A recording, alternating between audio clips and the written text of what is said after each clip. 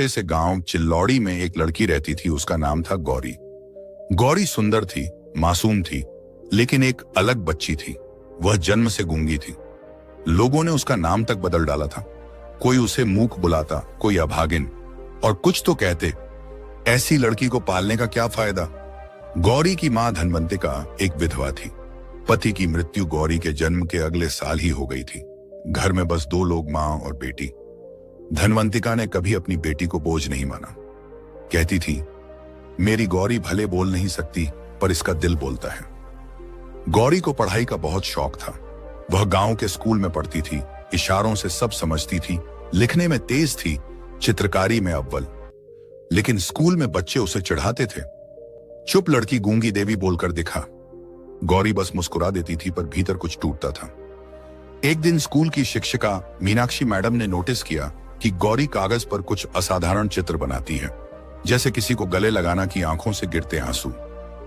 Madam ने कहा, इस बच्ची में कुछ अलग है, इसे पंख दो, ये उड़ जाएगी। जिले स्तर पर एक चित्रकला प्रतियोगिता हुई। मीनाक्षी मैडम ने गौरी को उसमें भेजा। पहली बार वह गांव से बाहर निकली। गौरी ने अपनी आत्मा से चित्र बनाया, एक मां और बेटी की जोड़ी, एक जंगल और ऊपर लिखा एक वाक्य, जो होता है अच्छे के लिए होता है। लेकिन परिणाम आया, गौरी का नाम नहीं था। वह उदास हो गई।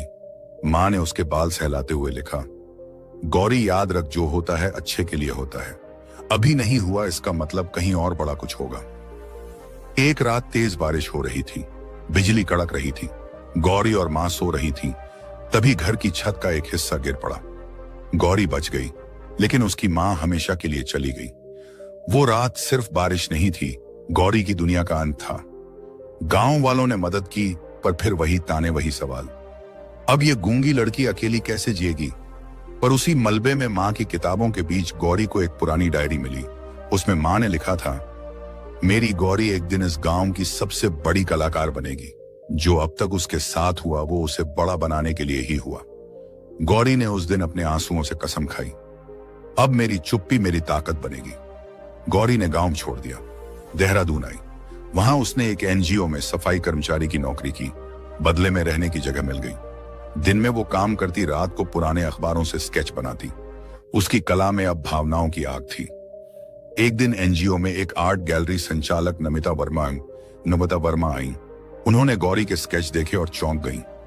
ये तो प्रोफेशनल से भी ऊपर हैं, किसने बनाए। जब पता चला कि एक मूक लड़की ने बनाए हैं, तो वह अवाक रह गई।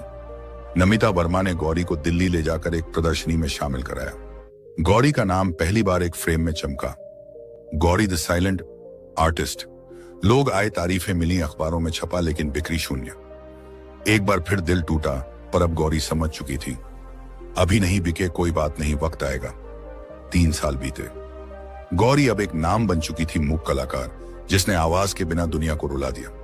फिर एक दिन उसके जीवन का सबसे बड़ा मोड़ आया। लंदन की एक आर्ट यूनिवर्सिटी ने उसे स्कॉलरशिप दी। गौरी विदेश गई, बोल नहीं सकती थी, पर उसकी कला बोलती थी। अकेलेपन की पीड़ा, मां की ममता, समाज की बेरुखी और उम्मीद की चुप्पी। गौरी भारत लौटी। अब वह मशहूर थी, मीडिया में छाई हुई, मगर उसने शोहरत नहीं चुनी। उसने अपने गांव चिल्लौड़ी में एक आर्ट स्कूल खोला, मां की पाठशाला। उसने गांव की बेटियों को फ्री में सिखाना शुरू किया। मूक, अंधी, विधवा, तलाकशुदा, जो भी चाहती वहां सीख सकती थी। उसकी पहली शिष्या थी रेखा, जो खुद भी समाज की ठुकराई हुई लड़की थी। गांव में जिस जगह उसे कभी गूंगी कहा गया था, उसी जगह अब पंचायत भवन के बाहर एक बोर्ड लगा था, गौरी हमारी चुप कलाकार, गांव की शान। वह दिन आया जब उत्तराखंड सरकार ने उसे नारी गौरव सम्मान से नवाजा। सम्मान समारोह में जब गौरी को मंच पर बुलाया गया, तो सब खड़े होकर तालियां बजा रहे थे। उसने मंच पर खड़े होकर एक चित्र दिखाया। उसमें मां की तस्वीर थी और नीचे लिखा था, जो होता है अच्छे के लिए होता है। गौरी ने कभी कुछ कहा नहीं, मगर उसने दुनिया को सिखाया कि कभी कभी चुप रहकर भी इंसान सब कुछ कह जाता है। उसने दिखा दिया कि जो तिरस्कार उसे मिला, वही उसकी कला बना। जो मां की मौत ने छीन लिया, उसी ने उसे जीवन का मकसद दिया। जिस समाज ने उसे बोझ समझा, उसी समाज को उसने रोशनी दी। इस कहानी से हमें यह सीख मिलती है, जीवन में जो भी हमारे साथ होता है, चाहे वो दुख हो, अपमान हो, असफलता हो या अकेलापन, वह किसी बड़ी तैयारी का हिस्सा होता है। हम हार मानने की बजाय उसे स्वीकार करें।